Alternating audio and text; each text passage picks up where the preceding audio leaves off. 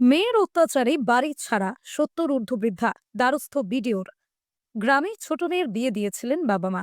সেই মেয়ে শ্বশুর বাড়িতে গিয়ে সুখের সংসার করবে, সব বাবা মা তেমনই চায়।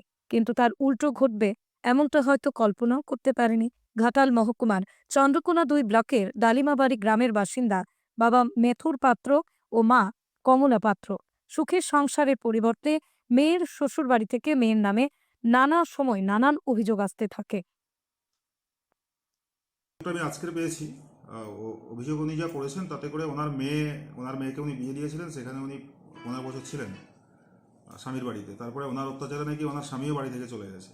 স্বামী বাড়ি থেকে চলে যাওয়ার পরে তারপরে উনি বাপের বাড়িতে চলে এসেছেন, মায়ের কাছেই ছিলেন। মায়ের কাছে থাকতেন। তারপরে কিছুদিন হলো নাকি উনি মাকেও নাকি বাড়ি থেকে বের করে দিয়েছেন, এরকম একটা অভিযোগ আমি আজকে পেয়েছি।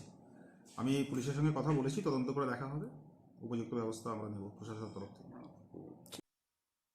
শ্বশুরবাড়িতে নিজের আধিপত্য দেখানোর লোভে নাকি মেয়ে তার স্বামী ও শ্বশুরবাড়ির লোকদের উপর অত্যাচার করে। বিয়ের বেশ কয়েক বছর কাটলেও মেয়েকে বুঝিয়েও তার স্বভাবের পরিবর্তনে আনতে পারেনি বাবা মেথর এবং মা কমলা। ততক্ষণে মেয়েকে নিয়ে যার পরনাই অতিষ্ঠ হয়ে ওঠে স্বামী। পরিণতির স্বরূপ জামাই মেয়েকে ছেড়ে বাড়ি ছেড়ে পালিয়ে যায়, আর ফেরেননি। সে সময় মেয়ের একটা 6 বছরের মেয়ে আর 4 বছরের ছেলেও ছিল। শ্বশুরবাড়িতে স্বামী ছাড়া ছেলে মেয়ে নিয়ে কি করে কাটবে মেয়ে? বৌমার অত্যাচারে তাদের ছেলে বাড়ি ছেড়ে পালিয়ে গিয়েছে। বৌমা বেলাবাগকে তাদের সাথে রাখতে বেঁকে বসে শ্বশুরবাড়ির লোক। সন্তান যেমনই হোক, বাবা মা কি আর দূরে সরিয়ে রাখতে পারে? বাবা মিথুন আর কমলা দেবীর ভাবনায় ছিল দুজনের বয়স হচ্ছে, মেয়ে বেলাকে শ্বশুরবাড়ি থেকে নিজের বাড়িতে এনে আশ্রয় দেবেন।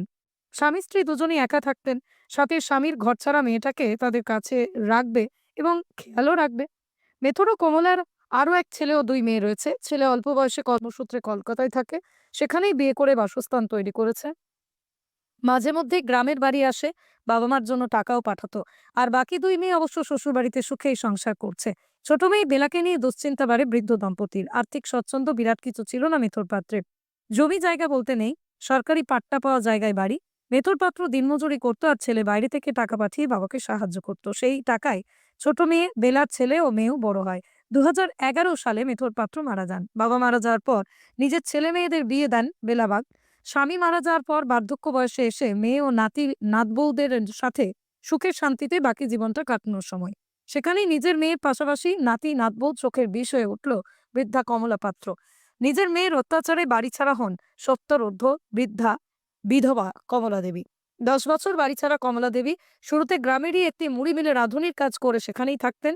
কিন্তু সেই মিল ভাঙাচোরা চিলেকোঠায় রয়েছেন এখন। সেখানে বিদ্যুৎ সংযোগ বিচ্ছিন্ন, কনকনে শীতের রাতে কোনো রকমে তার রাত কাটছে। তাই উপায় না পেয়ে বিডিওর দ্বারস্থ হলেন। বৃদ্ধার পাশে দাঁড়িয়েছেন অবশ্য পাড়া প্রতিবেশীরাও। আর এদিকে স্বামীর ভিটেই ফেরার অপেক্ষায় 70 ঊর্ধ্ব বৃদ্ধা কমলা।